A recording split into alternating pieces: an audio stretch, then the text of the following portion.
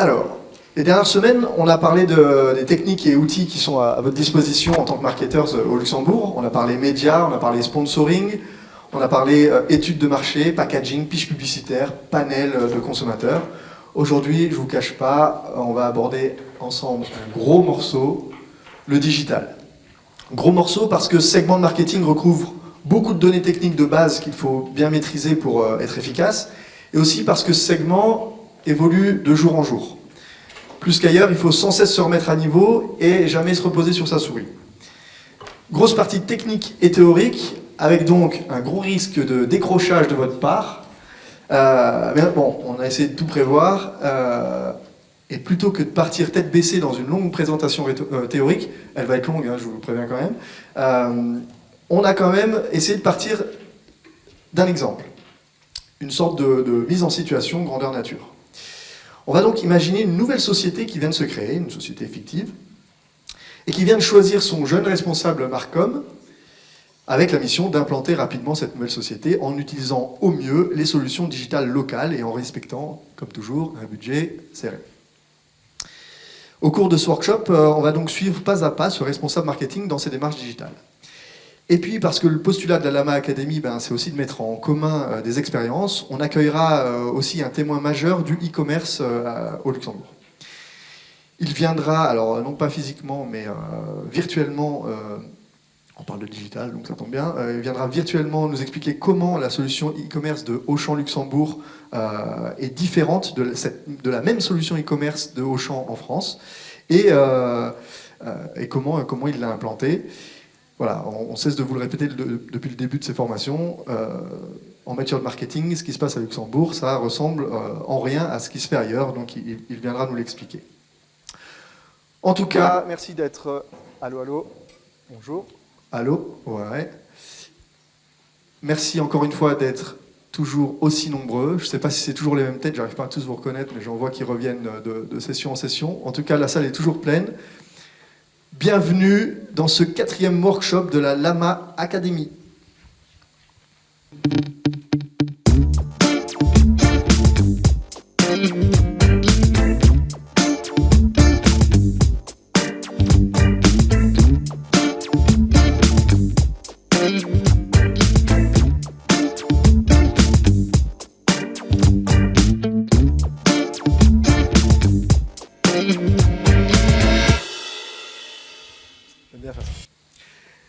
Alors, comme je vous l'ai dit, je vous invite à vous mettre dans la peau d'un personnage fictif qu'on a appelé Tom Le Tif. Tom Le Tif, c'est ce jeune responsable marketing dont je vous parlais en introduction. Il est super heureux parce qu'il a la chance de travailler sur une nouvelle marque, une enseigne au concept révolutionnaire, LuxAir. LuxAir, c'est quoi? C'est une entreprise luxembourgeoise qui désire lancer une chaîne de salons de coiffure, mais d'un genre nouveau, puisqu'elle propose de coiffer en même temps les animaux de compagnie et leurs maîtres. Tout ça en un seul rendez-vous.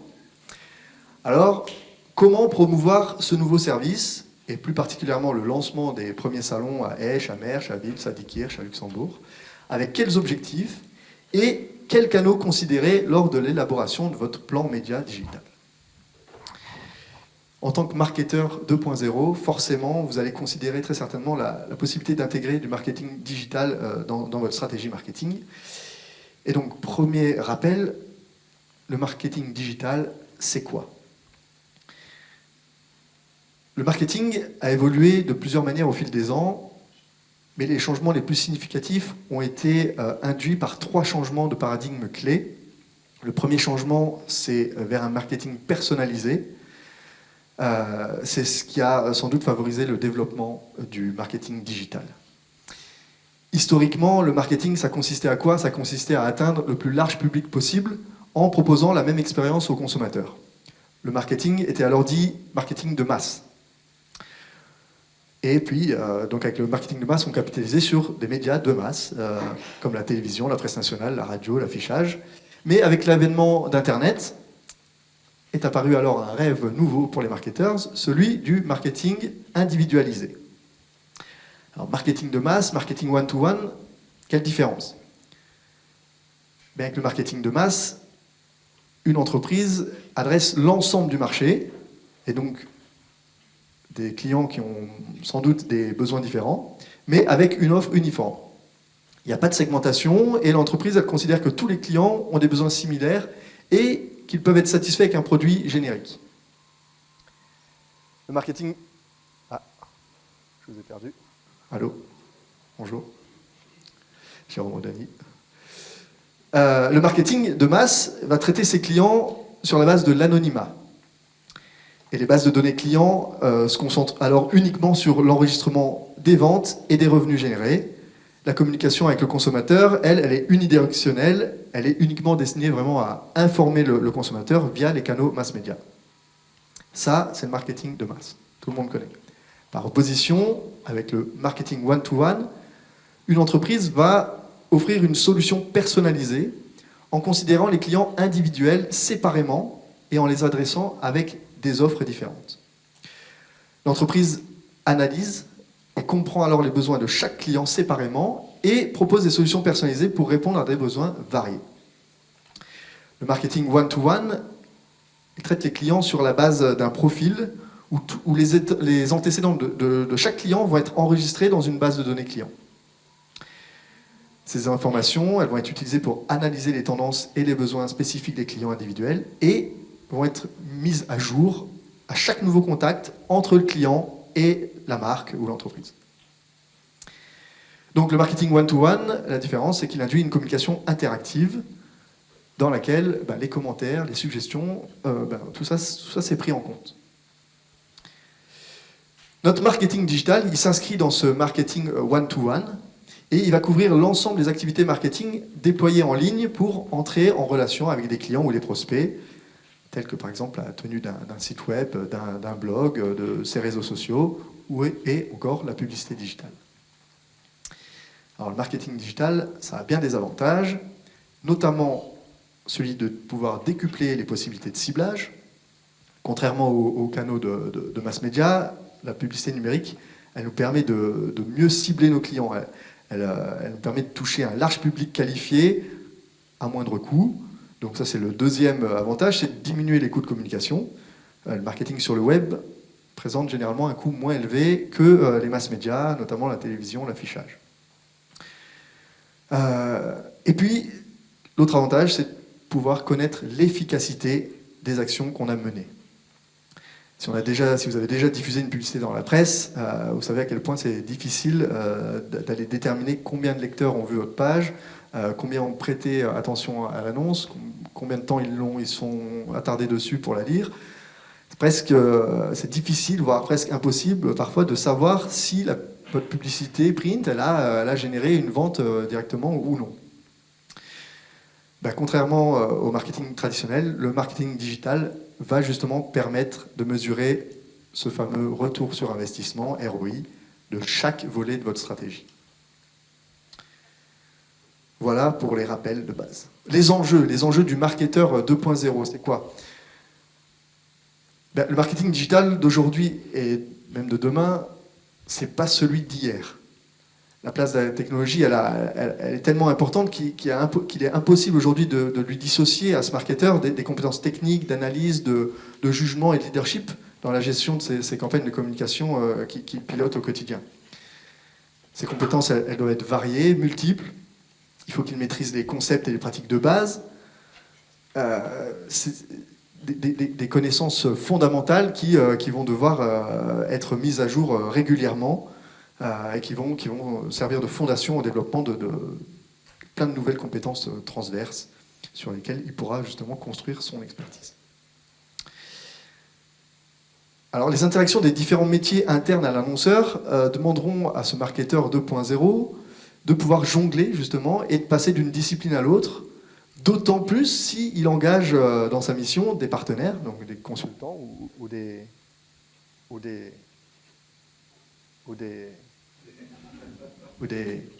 ça est revenu, des partenaires donc comme des consultants ou des agences qui vont parler de SEA, de SEO, de marketing d'influence, de web analytics. Donc il va falloir pouvoir jongler avec tout ça.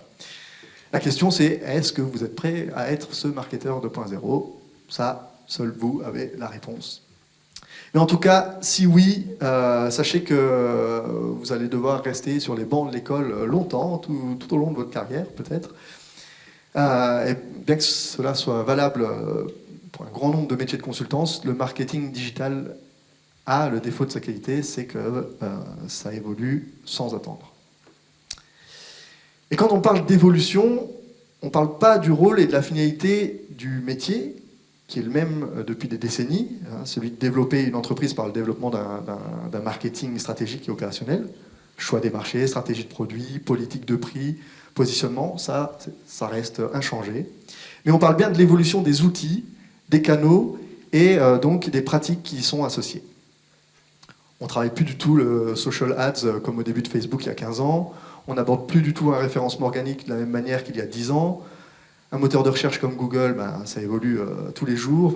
Ça adapte son algorithme vraiment souvent et ça nous oblige à revoir nos pratiques, bonnes ou mauvaises. Et puis l'intelligence artificielle qui est là, qui est toujours plus présente et qui alimente aujourd'hui les prises de décision et de modélisation du marketing mix d'une entreprise. Donc, attendez-vous à devoir mettre en place une vraie stratégie de veille, mais aussi de marquer votre trace et de définir votre parcours en avance. Vous serez amené souvent à mettre à jour vos compétences par l'acquisition de certifications, le suivi de formation et de la lecture, beaucoup de lecture. Vous pouvez en trouver partout, mais encore faut-il le lire. Et ça, seulement si donc, vous êtes ambitieux et que vous voulez bien faire ce métier de digital marketer pour longtemps. Alors, on peut se dire, oui, je laisse cette partie-là à l'agence ou au consultant que j'ai embauché pour cette mission, mais c'est quand même bien, si vous êtes chez un annonceur, de savoir aussi de quoi vous parlez et de pouvoir compter sur vous pour la gestion de ces prestataires externes, justement, et comprendre ce qu'ils font et aussi pouvoir vous appuyer sur vos compétences qui seront sans cesse actualisées. Donc voilà, sachez-le, c'est de la formation continue et ce qu'on a appris aujourd'hui n'est peut-être plus valable demain dans ce domaine. On va voir un peu l'évolution du paysage Martech.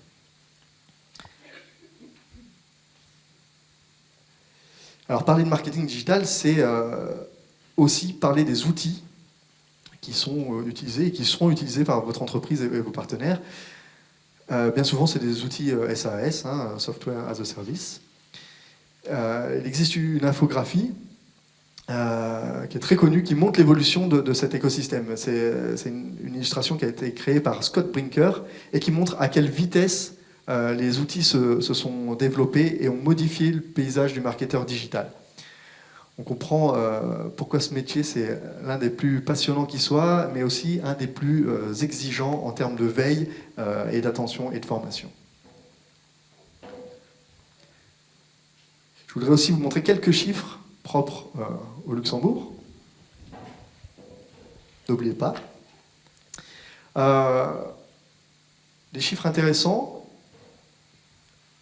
La navigation sur Internet au Luxembourg se passe à 75% via mobile, à un peu plus de 15% sur l'ordinateur et un petit peu plus de 8% sur tablette.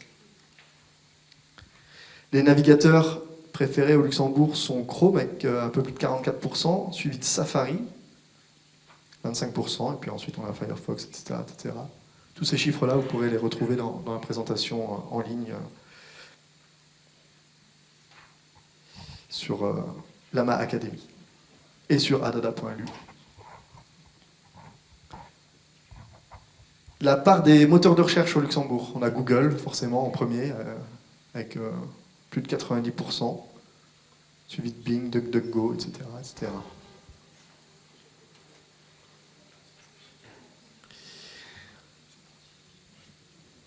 Mais bon, encore une fois, si vous vous lancez dans du digital marketing au Luxembourg, il va falloir composer avec les spécificités du marché luxembourgeois.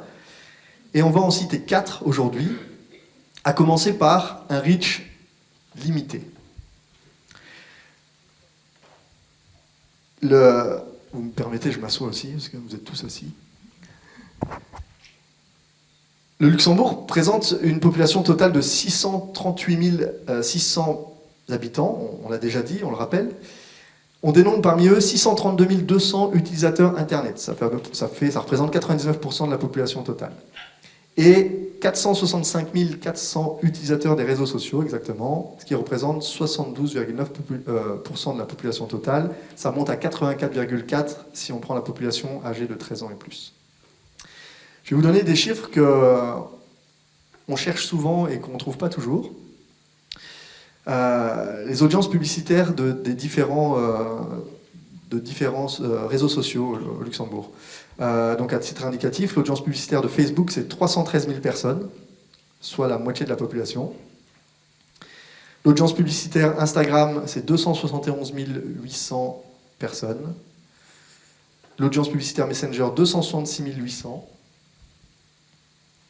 Sur LinkedIn, on a une audience publicitaire de 310 000 personnes. Encore une fois, quasiment la moitié de la population totale. Et on passe à 60% si on considère sur LinkedIn la population âgée de 18 ans et plus. L'audience publicitaire Snapchat, 442 500 personnes. J'étais assez impressionné par le chiffre. L'audience publicitaire Twitter, 317 300 personnes.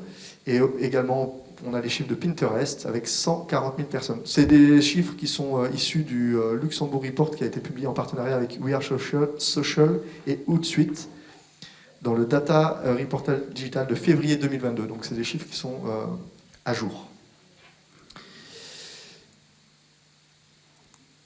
Donc deuxième spécificité du marché luxembourgeois en termes de marketing digital, c'est un marché complexe avec des profils divers et variés. Le Luxembourg représente, comme on l'a déjà dit, une étonnante diversité, ouverte, cosmopolite. 47,2% de la population ne dispose pas de la nationalité luxembourgeoise, on l'a déjà dit aussi, et 170 nationalités, pour rappel, sont en ce moment recensées dans le pays. Il faut mentionner aussi les 197 000 salariés frontaliers qui se déplacent tous les jours depuis la France, l'Allemagne ou la Belgique pour venir travailler au Luxembourg. Cette spécificité qu'on avait vue dans les workshops précédents, elle est valable aussi quand on parle de marketing digital, forcément. Alors, pour rappel, encore une fois, ça va bien rentrer dans vos esprits, les 5 plus grandes communautés étrangères au Luxembourg, en pourcentage de la population totale. En premier, la communauté portugaise, avec presque 95 000 ressortissants, suivi des Français, près de 50 000 ressortissants, suivi des Italiens, des Belges, des Allemands. Vous retrouverez encore une fois tous les chiffres qui proviennent du Statec dans les présentations en ligne. Alors cette diversité, elle présente forcément un véritable défi en termes de ciblage pour les choix des médias digitaux, pour qu'ils soient adaptés à cette cible d'expatriés, qui consomment généralement aussi des médias de leur pays d'origine. Ça, c'est encore une fois une spécificité qu'on avait vue les semaines passées. Troisième spécificité, le multilinguisme. On pourrait même dire le problème des langues. Luxembourg, c'est un environnement résolument multilingue. En plus des 3 langues officielles qui sont le luxembourgeois, l'allemand, le français, on a l'anglais et le portugais qui constituent des langues usuelles. Spécifiquement pour la langue luxembourgeoise, elle pose un défi particulier dans ce contexte de marketing digital, parce que les algorithmes qui sont utilisés pour catégoriser les contenus digitaux ne comprennent pas le luxembourgeois, en tout cas aujourd'hui. Et puis, les sites qui présentent des contenus en langue luxembourgeoise ne peuvent pour l'instant pas être achetés via les plateformes programmatiques. On en parlera un petit peu plus tard dans la présentation. Donc c'est une problématique qui pèse sur environ la moitié du trafic généré sur tous les sites médias luxembourgeois. Et sur l'autre moitié du trafic, seulement une fraction se retrouve en vente programmatique. Donc on peut partir du principe que moins de 25% du trafic des médias luxembourgeois est accessible via les plateformes programmatiques aujourd'hui. À cela, il faut ajouter aussi que les algorithmes Meta, LinkedIn, Google, Snapchat, TikTok, Pinterest, Twitter ne reconnaissent pas non plus le luxembourgeois. Voilà, voilà.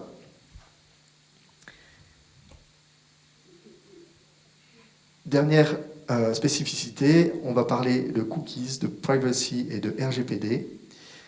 En fait, de par la nature de ces activités commerciales, avec notamment un secteur bancaire et d'assurance qui est fortement représenté au Luxembourg, eh bien, le marché luxembourgeois il est particulièrement sensible aux questions liées au RGPD. Je rappelle, c'est le règlement général sur la protection des données. Et ici, on a la CNPD, qui est la Commission nationale pour la protection des données, qui arrive d'ailleurs en tête du classement européen des amendes les plus élevées infligées pour des violations du RGPD, il faut le savoir. Malgré tout ça, vous êtes un marketeur digital convaincu et vous décidez finalement d'intégrer ce marketing digital à votre stratégie marketing. Assez naturellement, vous allez chercher alors à vous adjoindre les services d'une agence partenaire qui va être experte dans ce domaine. Et là, je vais vous passer en revue les différentes dénominations d'agences que vous pouvez voir. Parce qu'il existe autant d'agences digitales spécialisées ou non que de métiers du marketing digital. Alors, l'appellation agence digitale au sens large, elle va désigner toutes les agences qui travaillent sur le média Internet pour leurs clients, mais qui n'ont pas forcément choisi une spécialité. Ensuite, on a l'agence de marketing à la performance. Vous avez peut-être déjà vu ça. C'est une agence qui est spécialisée dans la mise en place de techniques pour la rémunération du support publicitaire au marketing en fonction des résultats de la campagne. On va avoir les agences social media, qui sont, eux, spécialisées dans les réseaux sociaux, qui sont outillées pour promouvoir la marque ou une société, tant d'un point de vue community management que publicité payante sur Facebook, Instagram, Twitter, LinkedIn, TikTok, Snapchat, etc. On a l'agence de marketing d'influence, qui rentre dans ce scope-là, qui va capitaliser, elle, sur les influenceurs pour promouvoir des produits, des services, à travers la communauté d'un influenceur qui lui accorde sa confiance.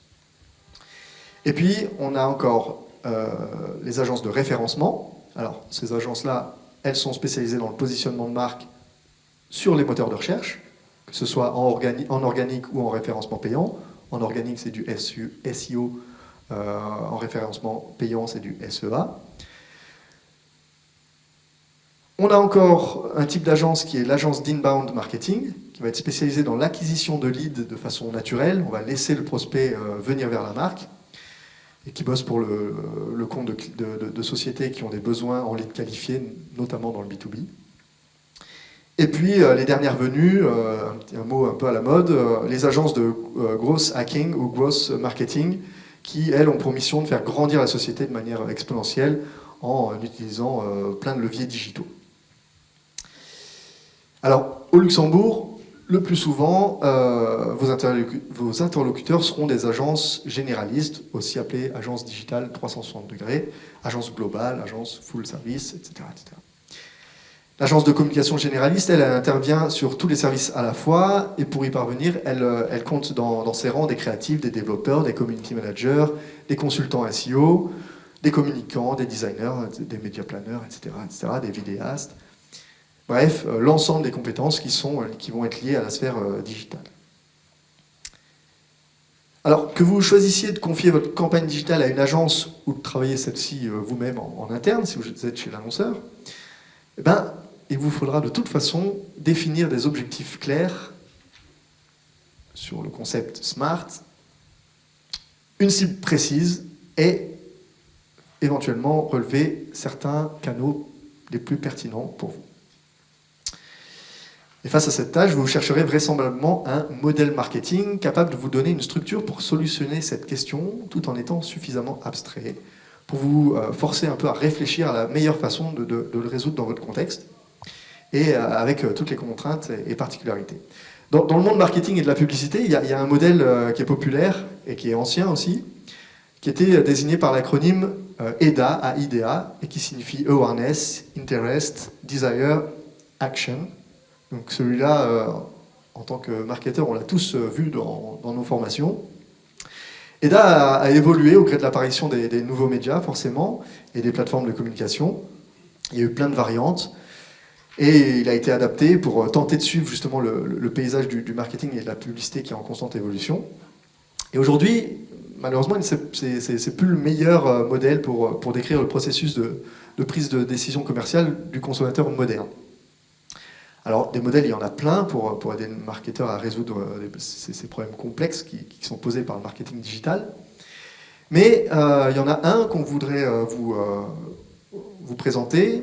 Il a été développé il y a 7 ans par quelqu'un qui s'appelle Avinash Kaushik, je ne sais pas si je le dis bien. C'est un digital marketing évangéliste de chez Google, donc c'est pas rien. Et lui, il a proposé une nouvelle façon de simplifier les problèmes qui sont extrêmement complexes, qui se posent à nous, à vous, marketeurs, tous les jours. Les idées qu'il propose, ce monsieur, vont matérialiser un peu la manière plus précise de l'écosystème actuel du marketing digital et du comportement des consommateurs. Il est désigné par l'acronyme STDC, qui veut dire See, Think, Do, Care. Peut-être que certains d'entre vous connaissent ce modèle. C'est un modèle simple, en 4 étapes, qui poursuit 3 objectifs clairs. Le premier, c'est donner de la priorité aux clients et à leurs besoins.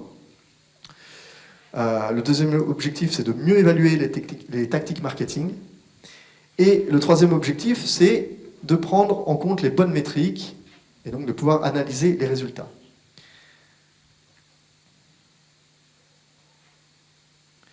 Les éléments fondamentaux de ce modèle, ce sont les phases de considération et leur public cible respectif.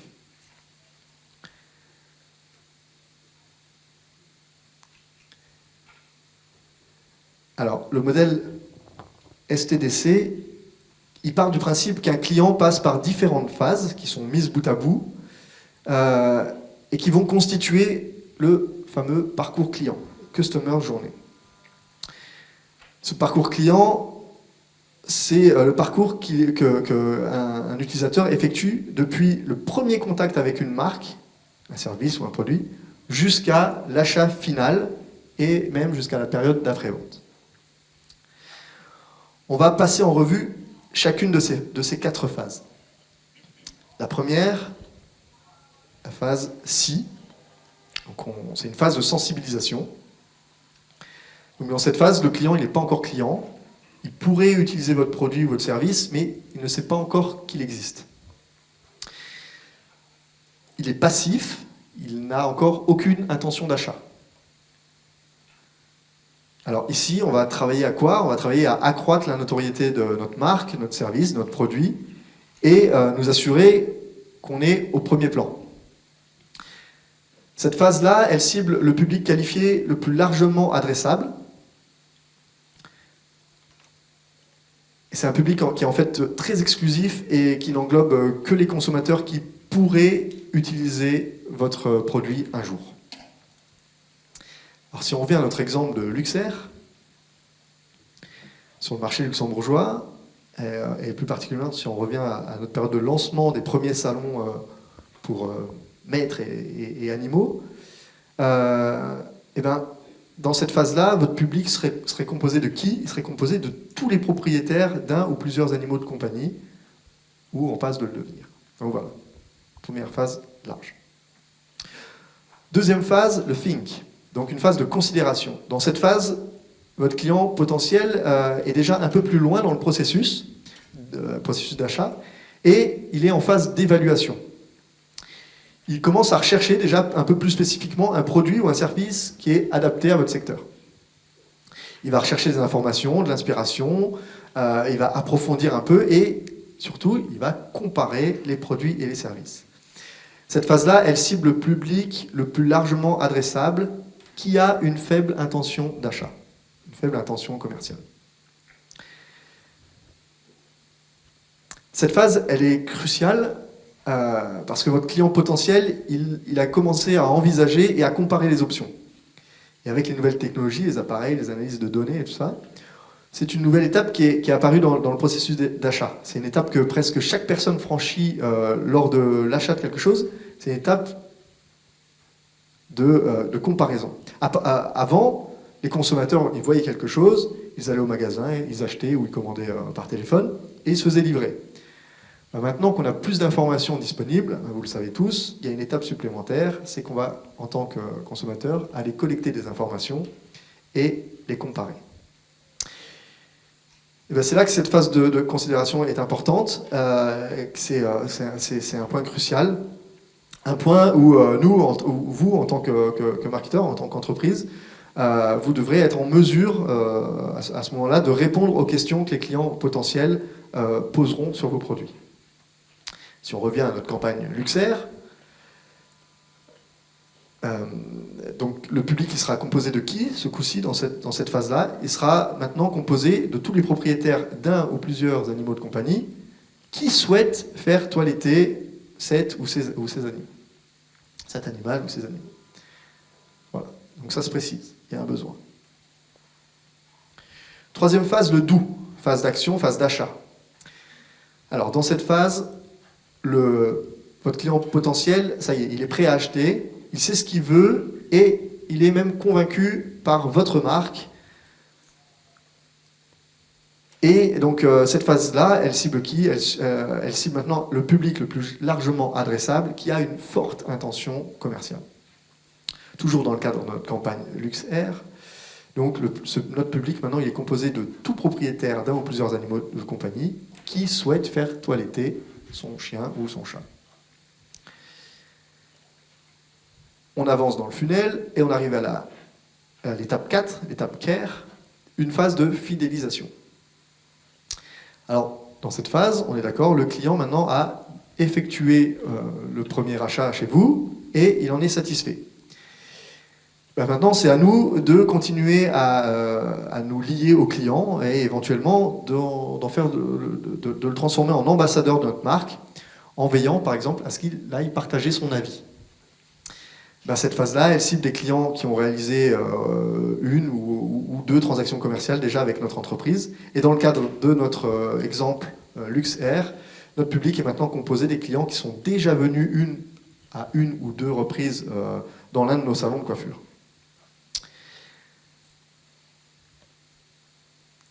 Alors, forcément, en fonction de vos objectifs de campagne, votre marque ou votre entreprise, elle va choisir de concentrer ses efforts marketing digital sur l'une ou l'autre de ces étapes du funnel.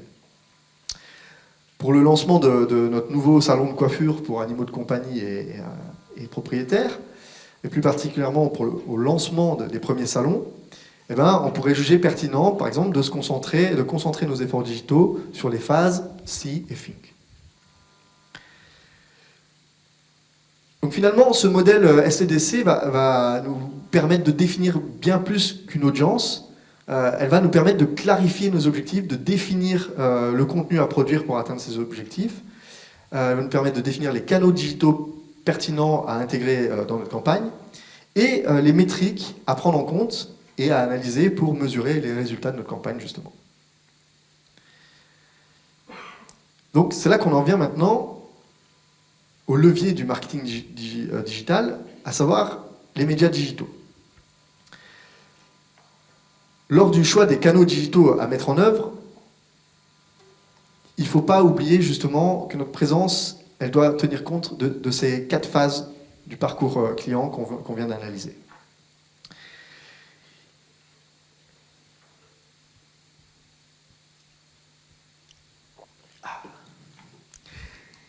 Il existe 3 types de canaux digitaux. Earned media, paid media. Le paid media, ça va désigner tous les contenus achetés par une marque, comme la publicité payante, les articles sponsorisés, le référencement payant.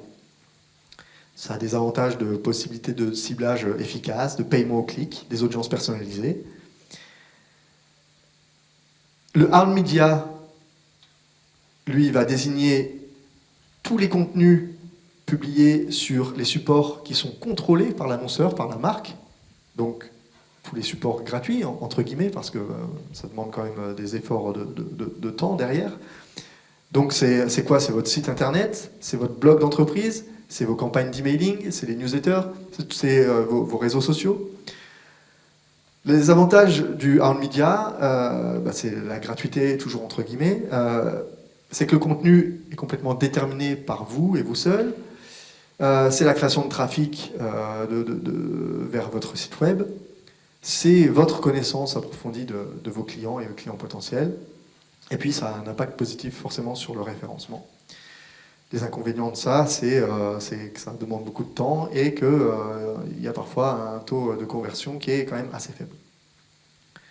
Le taux de conversion, justement, c'est un indicateur clé de la plupart des actions de marketing, et notamment du marketing digital, parce que la mesurabilité, justement, du marketing digital, elle permet d'effectuer ce calcul. Donc c'est l'indicateur clé. Le taux de conversion, il mesure quoi? Il mesure le rapport entre les individus qui ont réalisé l'action finalement recherchée, souvent l'acte d'achat, dans le cadre de votre campagne, par rapport au nombre total d'individus qui ont été touchés. Donc, comme je disais, la nature de la conversion qui est prise en compte, elle dépend forcément de la nature et des objectifs de votre campagne, mais le taux de conversion fait souvent référence à l'acte d'achat. Le taux de conversion, il est à l'origine peu utilisé dans la communication mass média, qui vise plus souvent des effets qualitatifs. On va parler quand on fait une campagne d'affichage, on parle plutôt de branding, que de rechercher des effets de conversion immédiats et immédiatement mesurables. Mais le développement de la publicité digitale et les capacités de tracking qui sont liées, cela donne désormais la possibilité d'utiliser le taux de conversion comme indicateur d'efficacité des campagnes publicitaires. Alors, c'est très difficile de comparer des taux de conversion d'un secteur d'activité à l'autre ou même d'une campagne à l'autre, parce que ça dépend beaucoup du type de campagne, du type d'offre, de la finesse du ciblage, ça dépend de plein de choses, de la qualité des fichiers utilisés, mais ça reste quand même l'indicateur clé dans le marketing digital. Troisième type de média, c'est le earned media. Donc c'est tout ce qu'on va gagner, en fait. Ça représente les contenus gagnés comme les retombées presse, par exemple, les mentions d'utilisateurs sur les réseaux sociaux, les recommandations clients, les avis de consommateurs, etc. etc.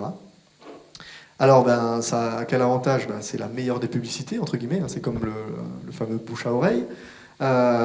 C'est un trafic vers votre site web qui est généré gratuitement. Et puis ça a toujours aussi un impact, on parle de vous, donc ça a un impact sur votre référencement. Mais ça a aussi des inconvénients, on n'est pas, c'est pas toujours, on n'a pas le contrôle de ce qui est raconté, donc voilà, c'est un des inconvénients. Alors, dans le cadre de ce workshop, aujourd'hui, on va plutôt explorer davantage le paysage médiatique digital au Luxembourg à travers le prisme paid et un peu earned media. Et pour la partie paid, on dénombre 4 grands groupes de canaux que vous pouvez intégrer à vos plans médias digitaux. On commence par les médias digitaux nationaux qui ont tous leur site web, bien sûr. Donc là, on a repris les audiences des principaux sites médias au Luxembourg, et sites médias et pas que d'ailleurs, je vois à ton point de vue. On a 2 chiffres différents parce qu'on a 2 études différentes, 2 sources différentes, merci. On a Plurimédia 2022, donc là où c'est écrit IRES 2022, c'est l'étude Plurimédia, et on a le CIM, dont on vous avait expliqué le fonctionnement les semaines passées. Et donc ça, ce sont des chiffres qui sont des moyennes quotidiennes de visites sur une période de janvier à mai 2022.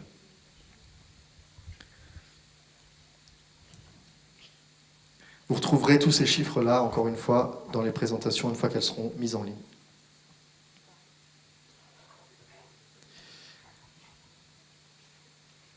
Donc, dans ces médias digitaux nationaux, on a des emplacements publicitaires variés. Ça va de la bannière publicitaire statique ou animée à la vidéo, en passant par la publicité native, etc. Les bannières display ads ou bannières publicitaires sont une forme de publicité en ligne. Et de la même manière qu'au sein des médias imprimés, une certaine zone d'un site web est utilisée comme espace publicitaire. Voilà. Il n'y a rien de sorcier, ça vous connaissez tous, on ne vous apprend rien là. Ces espaces-là, ils sont destinés à promouvoir un produit ou un service et stimuler l'attention des utilisateurs et surtout les inciter à cliquer. Ça ne marche pas toujours, mais en tout cas, c'est là pour ça. Afin de faciliter la production de ces bannières display, les régies publicitaires ont appliqué des formats standards de bannières publicitaires. Ces formats publicitaires standards, ils sont définis par l'IAB, c'est l'Interactive Advertising Bureau, et ça a été fait afin de faciliter les normes de création graphique, comme ça tout le monde a les mêmes. Voilà, c'est pas on commande une fois nos formats à notre agence et on peut les diffuser sur plusieurs sites. On passe rapidement sur les formats les plus fréquents. IMU, Halfpage, Leaderboard, etc., etc. Ça, c'est au niveau européen, mondial. Mondial. Voilà. À côté de ces médias digitaux nationaux, on a la possibilité de faire de la publicité programmatique. Alors, la publicité programmatique dans le marketing en ligne a progressivement remplacé les procédés de publicité traditionnels. Cette appellation désigne le processus par lequel des espaces publicitaires sont vendus via un système d'enchères qui est opéré en temps réel, ce qu'on appelle le Real-Time Bidding ou RTB. Et ça, c'est opéré sur des plateformes en ligne qui sont automatisées.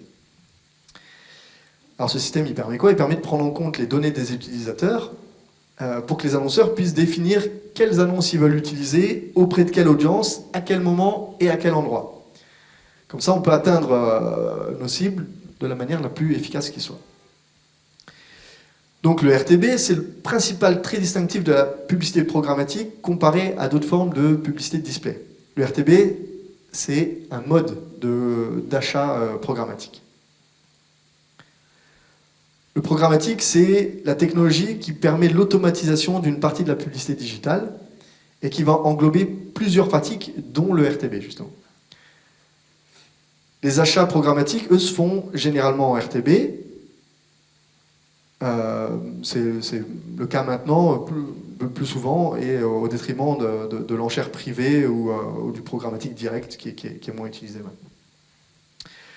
Donc, grâce à la technologie programmatique qui repose sur l'analyse et l'exploitation d'un grand nombre de données, le RTB a gagné en optimisation et en automatisation.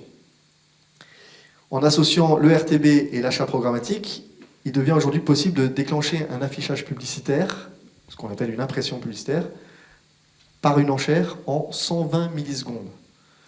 Tout ça en se basant sur des données qui viennent des cookies, les données d'un internaute liées à ses visites, liées au site qu'il a visité lors de sa connexion. 120 millisecondes. On peut choisir une pub en 120 millisecondes. La publicité programmatique qui est opérée via RTB, elle se distingue du display classique donc par son processus d'achat automatisé. Le RTB, lui, permet d'augmenter les performances de vos campagnes de notoriété grâce à des systèmes d'enchères et de ciblage plus précis. Ce type de publicité, il offre en général un bien meilleur retour sur investissement. Ce type de publicité aussi présente un intérêt notoire pour le marché luxembourgeois, qui est composé en majorité d'expatriés et de frontaliers. Pourquoi? Parce que, comme évoqué précédemment cette cible, elle consomme généralement les médias de son pays d'origine. Or, la publicité programmatique, justement, elle offre cette possibilité de toucher cette cible en donnant accès au large inventaire des sites consultés depuis le Luxembourg, et pas seulement des sites luxembourgeois. Mais encore une fois, il va falloir composer avec les spécificités du marché luxembourgeois, justement, quand on veut parler de programmatique. Et la première d'entre elles, c'est que l'offre data, elle est presque inexistante au Luxembourg. Donc, les possibilités de constituer une DMP ici sont restreintes. Une DMP, c'est quoi? Data Management Platform. C'est une plateforme qui va fournir des données d'audience segmentées à une DSP, donc une plateforme qui est demandeuse, et qui va les utiliser ensuite pour envoyer des publicités ciblées suivant son audience, suivant l'audience qu'on va atteindre. Donc la DMP, la Data Management Platform, elle analyse les résultats du ciblage et indique à la DSP, Demand Side Platform, il faut suivre, quelle audience réagit bien ou mal à tel ou tel message. La DSP, elle exploite ces informations pour justement affiner ses enchères et ses efforts de ciblage publicitaire. Les DSP sont des systèmes de vente aux enchères d'espaces publicitaires. Ils vont mettre en relation des acheteurs de médias et de nombreuses places de marché publicitaires. Ils vont automatiser les offres de publicité programmatique et les achats en temps réel. Tout ça va être automatisé grâce au DSP. Les régies publicitaires, elles sont en train de développer des offres qui sont relativement riches en termes de profils atteignables via leur propre plateforme. Il faut mentionner notamment les offres de Régie.lu, IP Select ou encore d'Editus qui viennent un peu contrecarrer ce manque de data au Luxembourg.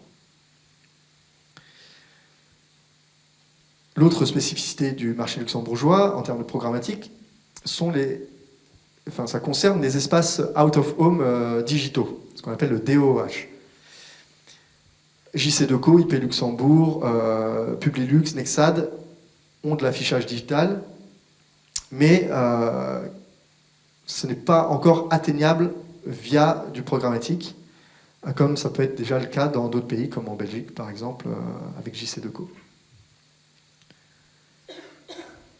Autre spécificité, les sites présentant du contenu en langue luxembourgeoise ne peuvent pas être achetés via les plateformes programmatiques, on le disait tout à l'heure. Encore une fois, cette problématique, elle pèse sur environ la moitié du trafic qui est généré sur tous les sites médias luxembourgeois. Et, je vous le redis, sur l'autre moitié du trafic, seulement une fraction se retrouve en vente programmatique. Partons donc du principe que moins de 25% du trafic des médias luxembourgeois est accessible via ces plateformes programmatiques. Ensuite, on peut aussi faire de la publicité sur les réseaux sociaux, ce qu'on appelle le social media advertising. Donc, techniquement, les réseaux sociaux, ils englobent toutes les variantes, le paid, le owned, le earned. Ça signifie quoi? Ça signifie que les réseaux sociaux peuvent être utilisés à toutes les étapes du parcours client qu'on a vu, en fonction de votre objectif, bien sûr, et de votre groupe cible. Là, on va s'intéresser à la partie paid, donc le social advertising, ou marketing des réseaux sociaux, qui désigne la publicité payante sur des réseaux comme Facebook, Twitter, LinkedIn, etc. Il faut noter que tous les réseaux sociaux classiques sont disponibles au Luxembourg. Facebook, Instagram, Messenger, Snapchat, LinkedIn, TikTok, Twitter, Pinterest. Donc lorsqu'on a recours à la publicité payante sur ces réseaux sociaux, on paye pour les vues, pour les actions ou pour les clics de posts ou d'annonces. Votre annonce, elle peut apparaître à différents endroits, ça vous le savez. Les publicités payantes sur ces réseaux, elles peuvent toucher tout le monde, les gens qui sont abonnés à votre page, mais aussi ceux qui ne sont pas abonnés à votre page, ce qui forcément augmente le reach. Les réseaux sociaux présentent diverses options de ciblage, plus ou moins fines, qui les rendent assez attractives aux yeux des marketeurs. Et ces réseaux sociaux, ils tendent quand même généralement à produire des très bons résultats en termes de conversion. Alors les formats publicitaires qui sont utilisés sur ces réseaux sociaux, ils sont assez variables, assez variés en tout cas, et dépendent des spécificités de chaque canal et de chacune des marques marques médias, entre guillemets, réseaux sociaux. À cela, on peut aussi faire de la publicité sur le réseau Google, donc Google Display, Google Search ou encore YouTube. Alors, le réseau Google, il va vous permettre d'opérer des publicités digitales à 3 niveaux.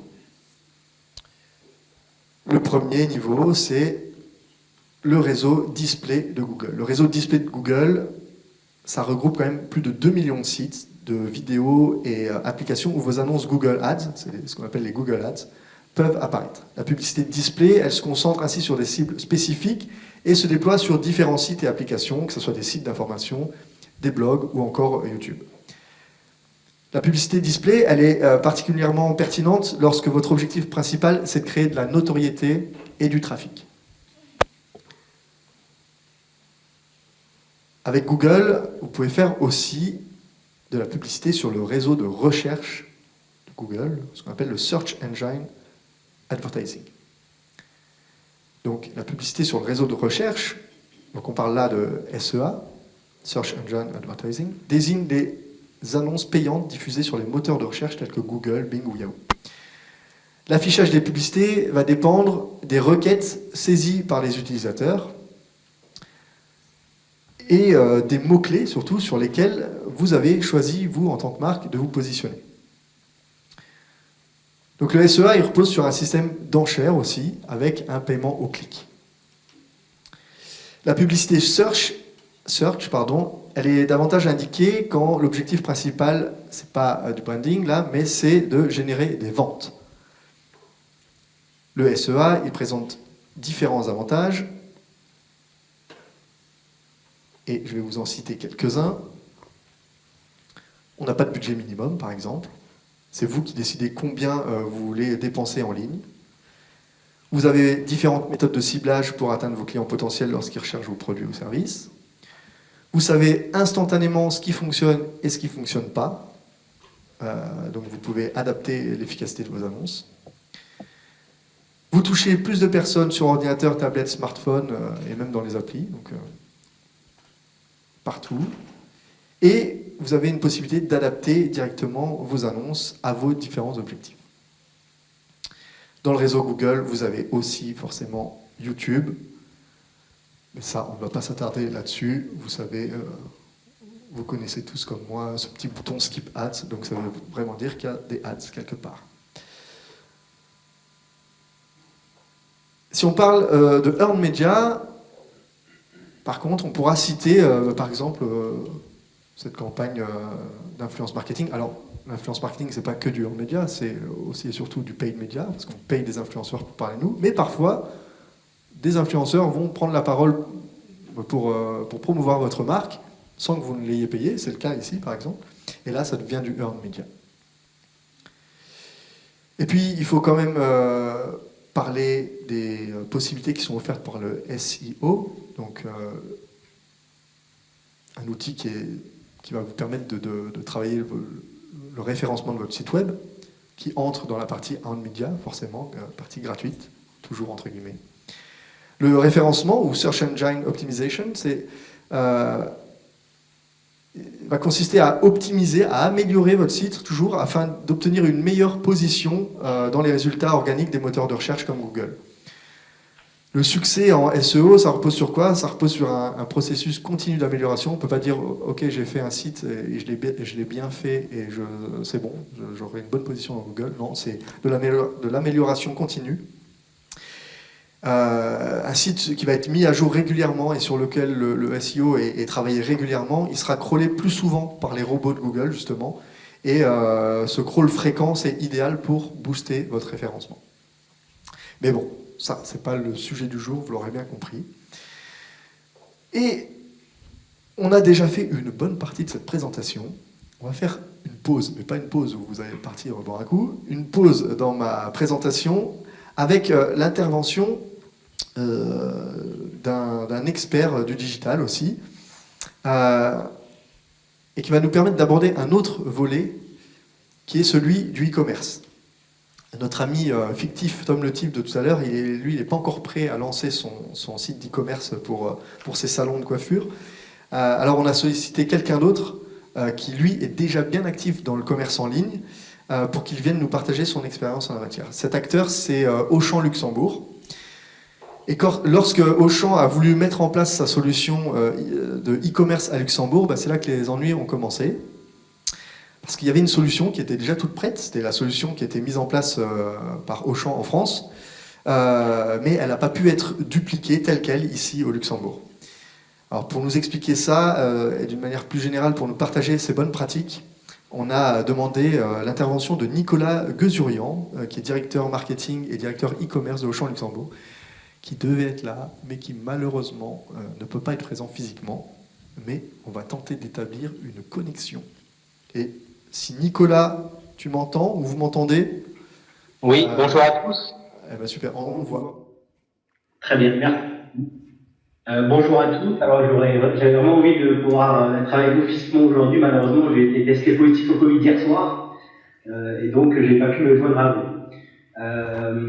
Donc pour me présenter très rapidement, je m'appelle Nicolas Guezurian. Je suis directeur marketing et directeur e-commerce de l'enseigne Auchan au Luxembourg. Et aujourd'hui, je vais vous partager le lancement d'un site e-commerce que nous avons réalisé justement pendant la crise du Covid. Alors, je vais partager mon écran tout de suite. Donc aujourd'hui, je vais vous parler d'un lancement qu'on a réalisé pendant le Covid, et notamment les bonnes pratiques et les erreurs à ne pas faire, ou en tout cas celles que nous on a créées et qu'on va essayer de ne plus reproduire par la suite. Donc, petit rappel bref, Auchan Luxembourg, on s'est implanté en 1996, donc on est une enseigne globalement du retail physique. En 2011, nous avons ouvert notre première activité digitale avec Auchan Drive. En 2020, nous avons lancé la livraison à domicile alimentaire. Et en 2021, nous avons lancé notre premier site e-commerce dédié au non-food, qui s'appelle shop.auchan.lu et sur lequel nous allons nous concentrer pendant cette intervention. Alors, ce qu'il faut savoir, c'est que globalement, Auchan Luxembourg, on est un acteur globalement ancien maintenant du paysage luxembourgeois. Et pendant la crise du Covid, nous avons fait face, comme beaucoup d'entreprises, à plusieurs problématiques. Et la première problématique, c'est qu'avec le confinement, l'activité globalement dans la vie courante qui s'est réduite, nous avions énormément de demandes d'achat en ligne de produits non alimentaires. Et donc à cette époque-là, nous avons réfléchi de manière très rapide à comment proposer un nouveau service à la population luxembourgeoise.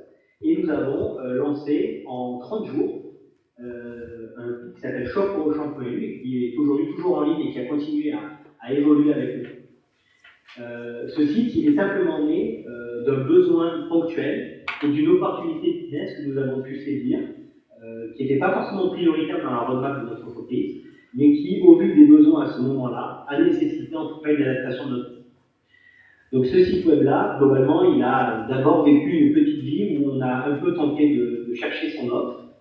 On a démarré avec certaines catégories de produits. Ensuite, au mois de juin-juillet 2020, pour remplacer les soldes, puisque les gens étaient encore confinés, on a fait une proposition de vente privée sur ce site-là, où on a transformé, on a copié globalement un très grand acteur français.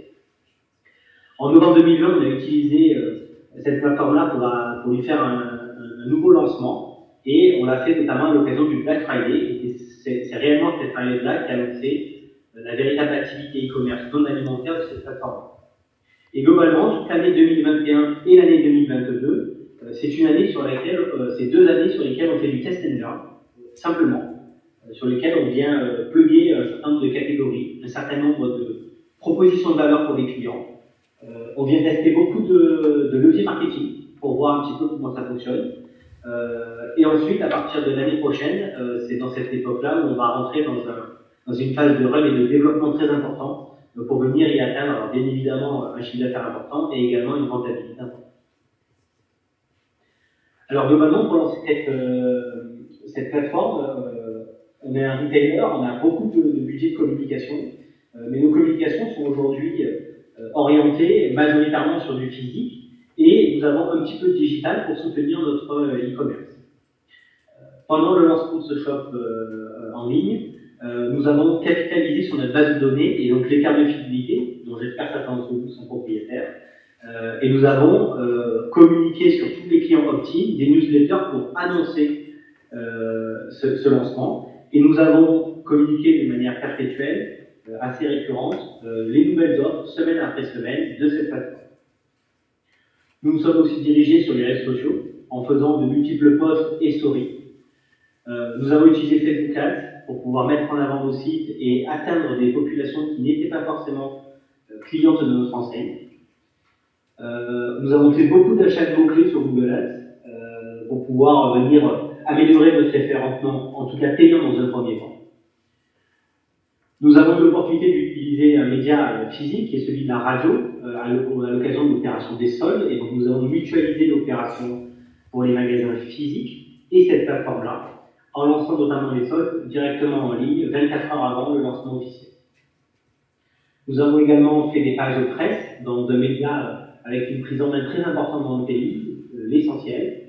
L'avantage de ce média-là pour nous, c'est notamment qu'il nous permet d'avoir une prise en main d'une population frontalière et qui n'est peut-être pas forcément touchée par l'ensemble de nos outils digitaux comme Facebook Ads, où on se concentre majoritairement sur le Luxembourg, puisque de l'autre côté de la frontière, nous avons des magasins français, à Senécourt, à Metz, nous en avons à Thionville, nous en avons à Mont-Saint-Martin, et donc on évite de court-circuiter, entre guillemets, nos communications.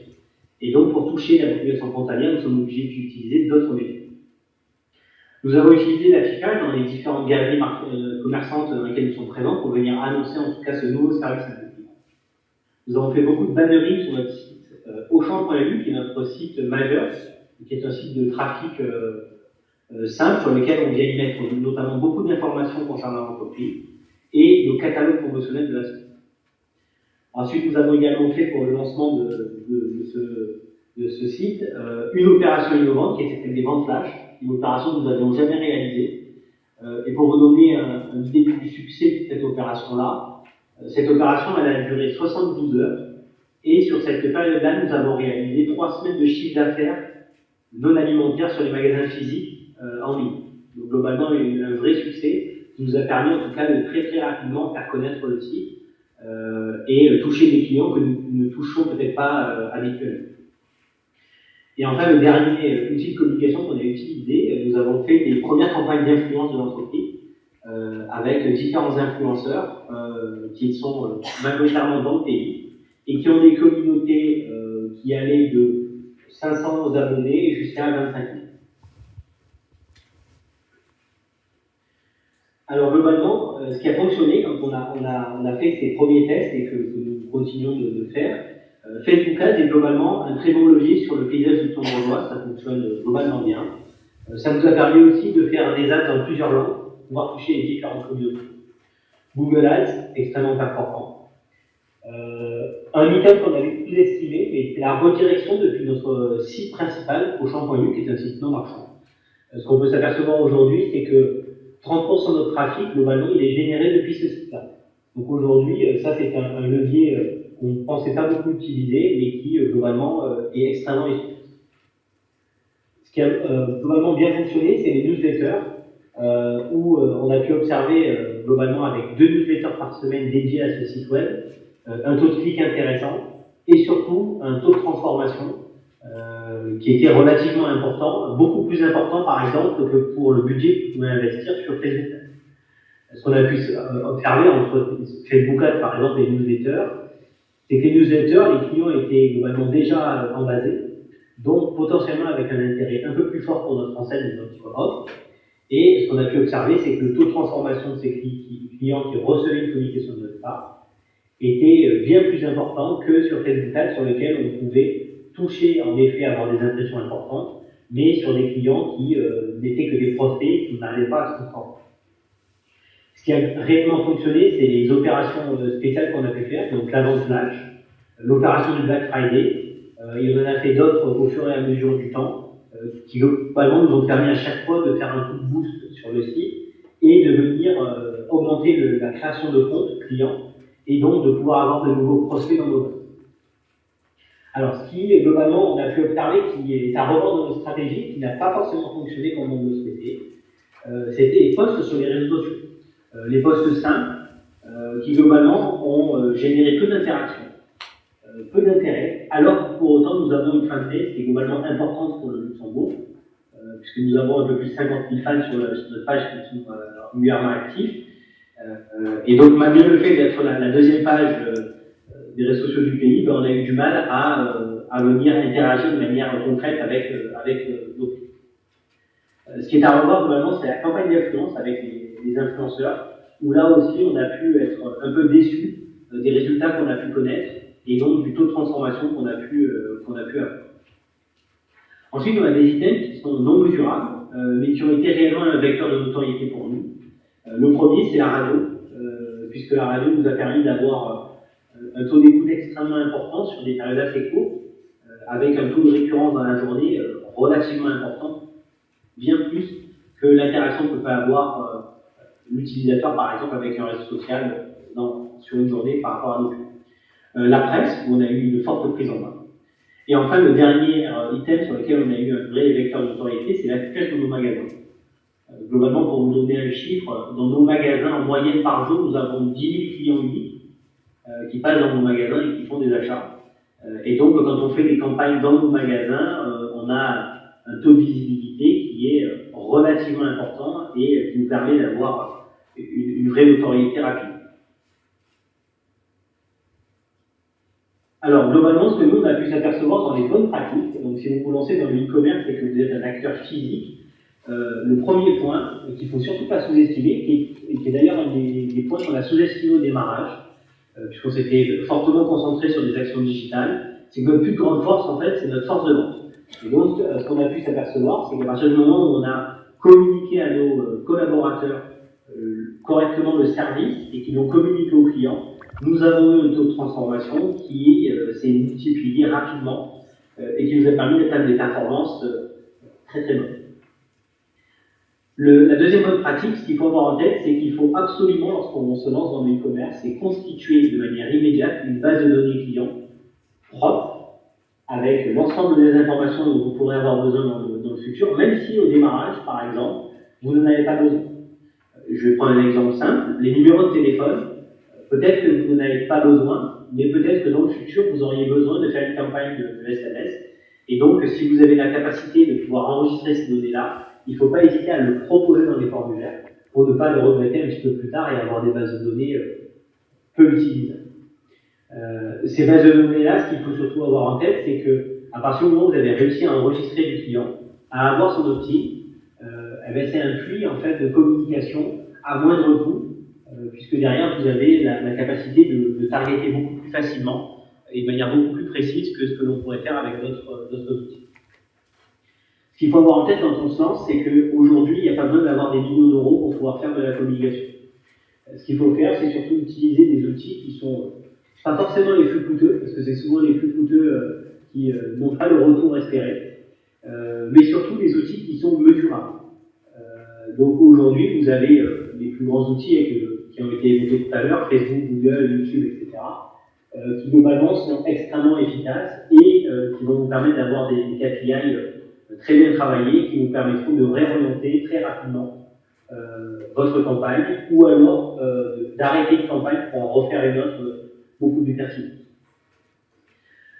Ce qu'il faut faire aussi, et c'est des bonnes pratiques, c'est utiliser les supports de communication globalement que vous pouvez avoir, qui sont déjà en votre possession. Donc votre site web, vos propres réseaux sociaux, vos newsletters, vos points de vente, etc. Un autre item qui a plutôt bien fonctionné et que l'on utilise de plus en plus, en tout cas dans notre enseigne, c'est tisser des partenariats avec notre écosystème. Donc dans l'écosystème, c'est pas forcément des partenaires avec qui vous interagissez au quotidien. Mais je vais en donner un assez simple, par exemple la Poste luxembourgeoise, Orange, l'acteur de téléphonie, sont des partenariats qu'on a pu faire et qui nous ont permis d'avoir en tout cas accès à des clients que nous n'avions pas forcément accès dans nos outils principaux. Autre bonne pratique, lorsqu'on se lance sur le e-commerce, il faut absolument travailler sa stratégie éditoriale.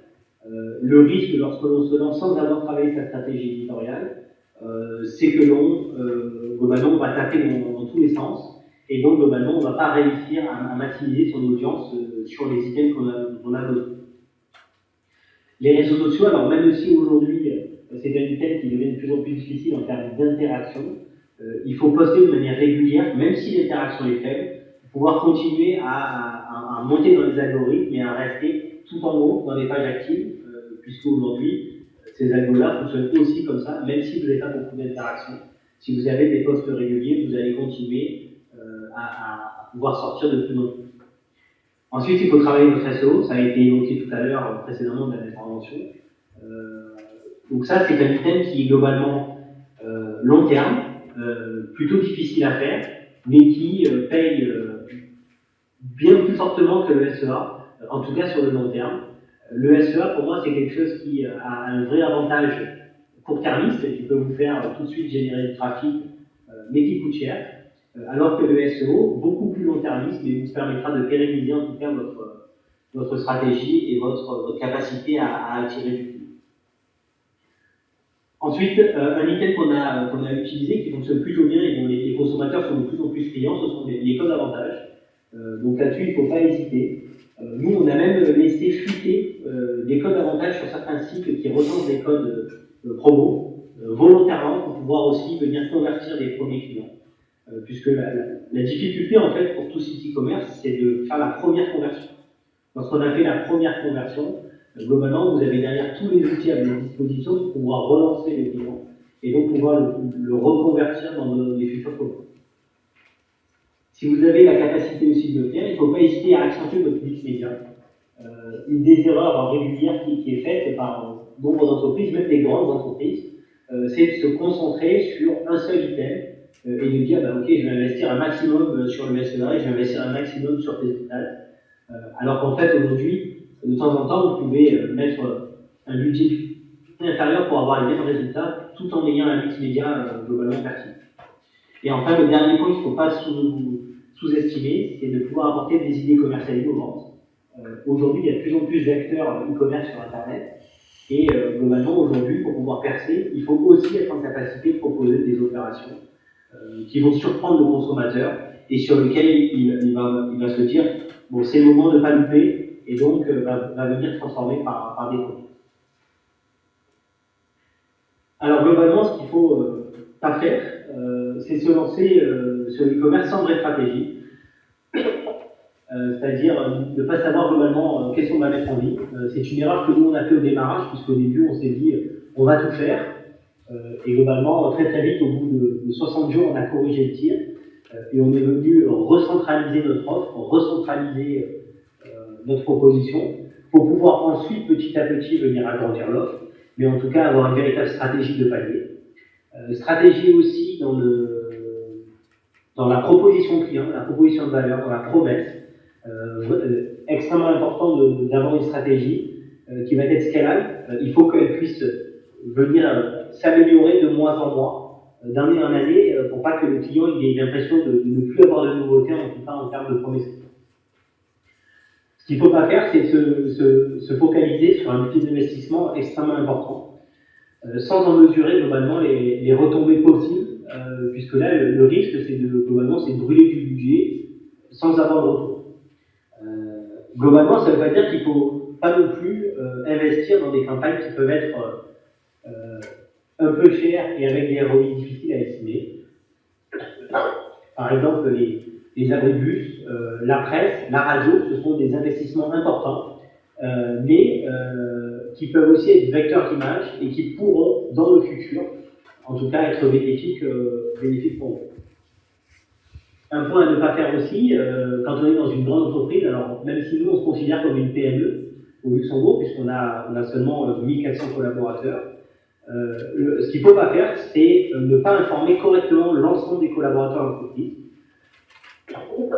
Puisqu'en fait, le vecteur principal, lorsque vous êtes aussi un commerçant physique, ça va être vos collaborateurs qui vont pouvoir faire le pont entre ces consommateurs physiques et ces futurs consommateurs digitaux. Et ensuite, donc j'en ai un petit peu parlé aussi tout à l'heure, mais un des points qu'il ne faut surtout pas faire au démarrage, c'est penser que la donnée client n'est pas importante. Elle est clé. Pas tout de suite, puisqu'au démarrage, c'est un peu compliqué d'utiliser la donnée client quand vous avez très peu de clients, mais dans le long terme, cette donnée, elle vous sera extrêmement précieuse, notamment dans l'observation des paniers d'achat, des taux de transformation, des noms d'achat, et donc de pouvoir l'utiliser dans le futur. Voilà, donc je pense que j'ai tenu mon timing. Je vous remercie et je suis à votre disposition si vous avez quelques questions.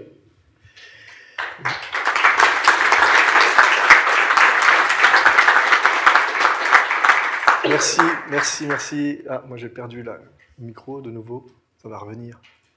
Nicolas, tu m'entends ? Je vous entends de loin. Merci pour ce retour d'expérience enrichissant. Normalement, on fait les questions à la fin, mais là, comme vous êtes loin, on va faire les questions tout de suite, si vous en avez. Et si vous n'en avez pas, ça tombe bien, parce que dans le timing, nous, on n'est pas super. En tout cas, merci beaucoup, c'était très intéressant. Merci à vous. Et je vous souhaite un bon rétablissement. Merci beaucoup. À très bientôt. Bon, on va enchaîner rapidement parce que, comme je viens de le dire, on est assez short. Donc, revenons à nos moutons de tout à l'heure, après cette petite pause inspirante.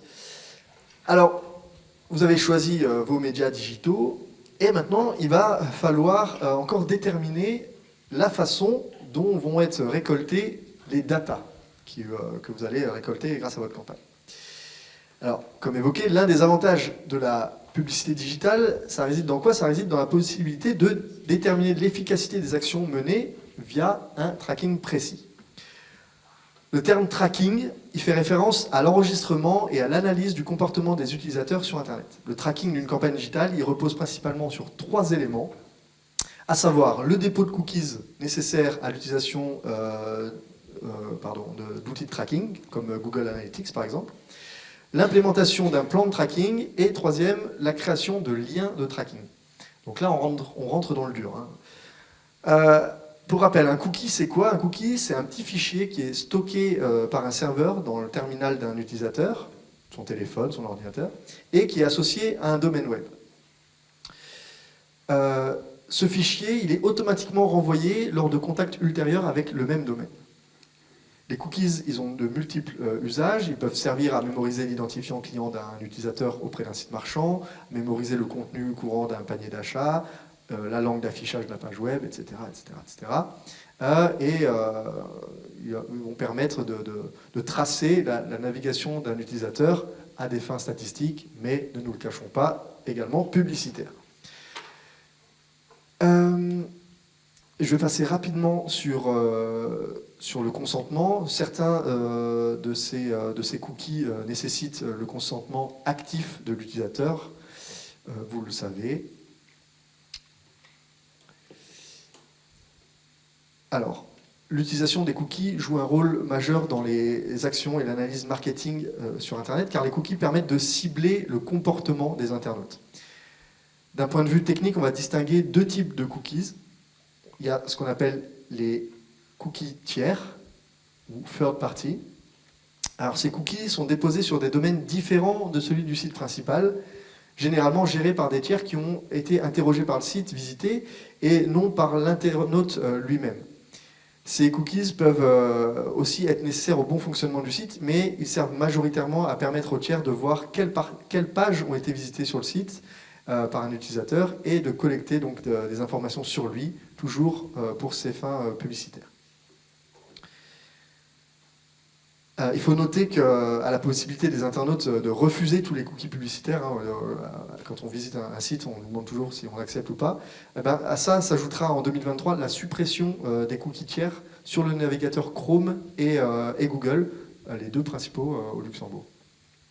Et pas qu'au Luxembourg.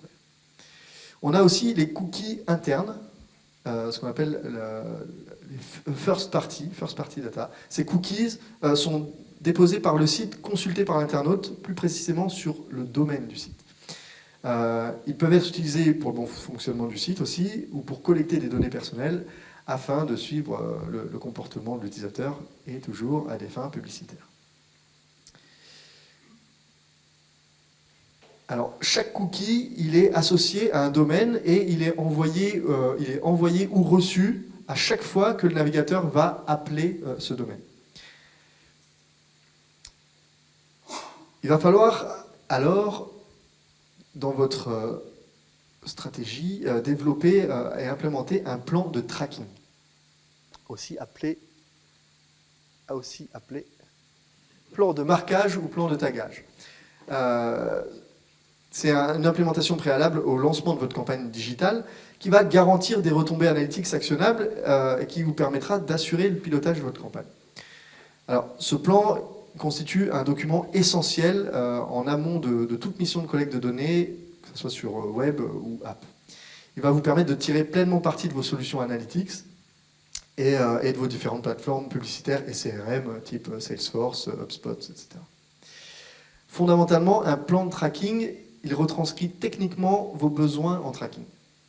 Il va lister l'ensemble des événements, on parle généralement des actions utilisateurs, que vous aimeriez traquer, ainsi que l'ensemble des paramètres associés à chacun, et il va spécifier quand, pourquoi et comment ils doivent être traqués. En bref, c'est un document qui décrit l'organisation et le processus d'implémentation sur un site web des tags, des marqueurs spécifiques, qui permettent la mesure et l'analyse d'une audience d'un site web. Ce document-là, il va vous permettre de lister et de formaliser les informations relatives à votre site web ou application, les informations que vous voulez collecter afin de mener à bien vos différentes analyses. Il va vous permettre aussi de spécifier techniquement la manière de collecter ces données afin qu'elles remontent bien dans vos différentes plateformes analytics, publicitaires et CRM. Alors, avec une vision a priori, vous avez la certitude de bien collecter toutes les données nécessaires à votre analyse. Il ne faut pas le faire après. Vous définissez en amont, comme ça, les données dont vous avez besoin. C'est la rédaction du plan de tagage. Ensuite, vous allez marquer les éléments, c'est une phase de code. Et puis, vous pourrez ensuite profiter des retours via des rapports complets. C'est la phase analyse. C'est un process complet qui se fait en 3 temps. Parlons maintenant des liens de tracking. Un lien de tracking, c'est composé de 2 choses, de ce qu'on appelle un référeur, c'est l'URL de votre page de destination, et puis à la suite de ça, c'est des paramètres UTM qui vont désigner des variables utilisées dans votre lien de tracking afin d'identifier et de distinguer différentes informations. On va distinguer 5 variables d'UTM. Et là, attention, on rentre encore plus dans le dur. L'UTM source, c'est une variable qui va renseigner, comme son nom l'indique, le nom de la source, c'est-à-dire le nom de la plateforme ou du site internet sur lequel vous allez poser votre lien. On a aussi l'UTM medium. Cette variable-là, elle indique le moyen, le type de canal utilisé ou encore le format du support. L'UTM campaign, c'est une variable qui va donner le nom de la campagne marketing, exemple Black Friday opération. Ça peut être intéressant de renseigner ces attributs de campagne afin de récupérer toutes les informations pertinentes pour vos analyses. Vous pouvez rajouter la date d'exécution de la campagne, la langue, la région ciblée, etc. Ensuite, 4e UTM, variable UTM, on a l'UTM content. Alors ce champ-là, il peut être utilisé pour divers usages. En fait, je crois que je ne l'ai pas dit, mais il y a, dans les 5 variables d'UTM, il y en a 3 qui sont essentielles et 2 qui sont optionnelles. Là, on entre dans les 2 optionnels. L'UTM content donc, peut être utilisé pour différents usages, par exemple différencier des versions de support, vidéo 1, vidéo 2, vidéo 3, ou encore reminder mail, etc. Ça a un intérêt en fait quand vous faites de l'A/B test, pour vous y retrouver. Et puis ça vous permet aussi d'identifier des boutons call to action, par exemple. 5e et dernière variable UTM, c'est l'UTM terme. Et ça, c'est un champ qui peut être utilisé pour divers usages, encore une fois, et qui va permettre d'apporter des précisions qui ne seraient pas encore contenues dans les champs précédents. Il est celui-ci optionnel. On vous donne rapidement quelques bonnes pratiques si vous avez besoin de rédiger des UTM. Éviter les caractères spéciaux, les espaces, les signes de ponctuation, etc. C'est mal reconnu. Utiliser des underscores ou tirés plutôt que des espaces. Rester cohérent et conserver la même nomenclature pour chaque lien. Ça, c'est valable même pour tout quand vous faites des dossiers dans votre ordinateur. Mais là, c'est important pour vous y retrouver. Et puis enfin, éviter les informations sensibles, exemple, nom propre individuel. Alors, on arrive à la dernière partie quand même de notre exposé. Qu'est-ce qu'on va faire avec toute cette donnée récupérée par notre campagne digitale? Alors, une fois que les données remontent correctement dans les différents outils, il faudra que vous les exploitiez et au terme de votre campagne, que vous fassiez un rapport. Le reporting d'une campagne digitale, il suppose que vous ayez défini un Digital Marketing and Measurement Model et arrêter un modèle d'attribution spécifique pour vos campagnes. Un modèle d'attribution, ça permet de mesurer la contribution de chaque levier à une conversion enregistrée sur un site web. En gros, j'ai transformé en acte d'achat, qu'est-ce qui m'a permis de transformer? Ces modèles d'attribution, il en existe 6. Le premier, c'est l'attribution au premier clic, la première interaction. Dans ce modèle, 100% de la valeur de conversion, elle est attribuée au premier clic ou au premier canal avec lequel le client a interagi. L'avantage, c'est idéal pour les campagnes qui visent à mieux faire connaître une marque ou un produit, mais ça a des inconvénients aussi, ce modèle, c'est que ça offre peu de possibilités d'optimisation et ça ne tient pas compte de tous les autres canaux et supports publicitaires qui ont suivi.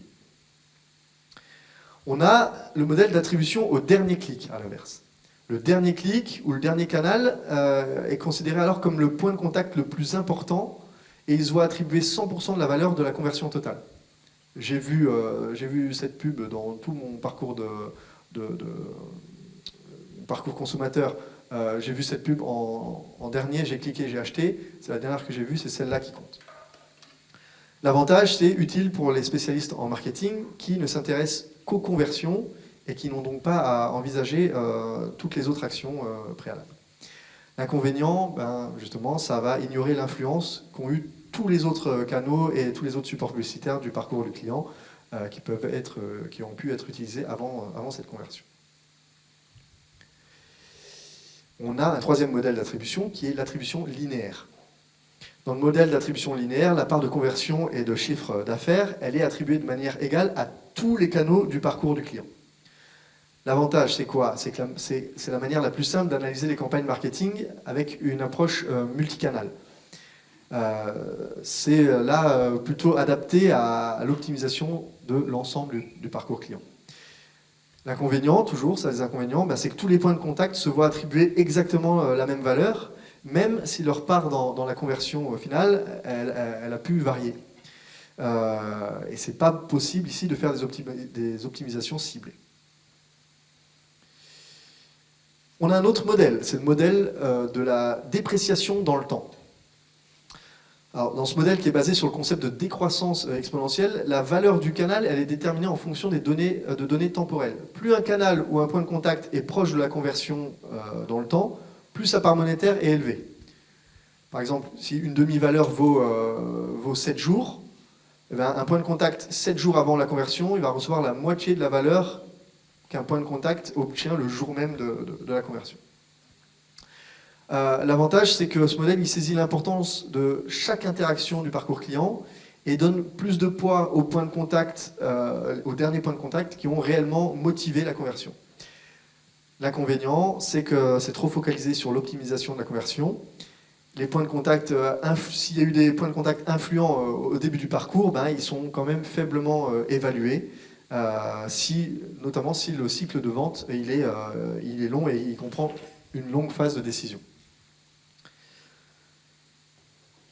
On déborde un peu, donc on ne vous en veut pas, ceux qui partent. Mais partez pas tous. On arrive à la fin. Le cinquième modèle d'attribution, c'est un modèle d'attribution qui est basé sur la position. Dans ce modèle d'attribution, donc, on mélange d'attribution de premier et dernier clic. C'est souvent appelé un modèle en U. Le premier et le dernier point de contact, ils sont mieux cotés que les autres. Le début et la fin du processus d'achat, ici, se voient attribuer des parts fixes, 40% par défaut, et les étapes intermédiaires se partagent le reste de la valeur de conversion. L'avantage, c'est que ça assure la prise en compte de tous les points de contact, et ça se concentre sur l'optimisation de la première et de la dernière interaction, et la répartition en sachant que la répartition des valeurs peut être ajustée. L'inconvénient, c'est qu'il existe encore un risque que 2 points de contact de peu d'importance soient finalement trop bien cotés. Et notre sixième et dernier modèle d'attribution, il est basé sur les données. Le modèle d'attribution qui est basé sur les données, il vise à représenter le comportement des clients de la manière la plus précise et la plus détaillée possible. Alors pour ça, il y a des algorithmes intelligents qui vont traiter en temps réel les données clients collectées afin justement de déterminer et d'ajuster régulièrement la valeur des différents points de contact. L'avantage, c'est que c'est un modèle très dynamique qui va intégrer toutes les évolutions du parcours client et qui va ajuster régulièrement les valeurs définies pour chaque interaction. L'inconvénient, ça nécessite une très grande base de données et il n'y a aucun contrôle réel sur la hiérarchie des points de contact. La solution Google Analytics, via ses rapports d'acquisition, elle vous permet de rapporter précisément le trafic acquis via vos campagnes payantes. Un reporting efficace passera quand même par la création d'un dashboard sur mesure, via Google Data Studio par exemple. Et ce dashboard qui ressemble à ça, il va vous permettre en partie de mesurer en détail la performance de vos différentes sources de trafic. Il va vous permettre aussi de mesurer la performance de vos différents funnels, de suivre vos conversions et votre chiffre d'affaires. Le dashboard, il vous permettra d'identifier aussi rapidement les goulots d'étranglement de votre site web ou app. Et puis enfin, d'étudier le comportement de vos utilisateurs. C'était très dense, mais j'espère qu'avec toutes ces infos, vous êtes maintenant prêts à vous lancer. Je vous remercie pour votre attention. On va essayer de faire moins dense le prochain, mais tout aussi intéressant. Encore merci d'être si nombreux et à la semaine prochaine.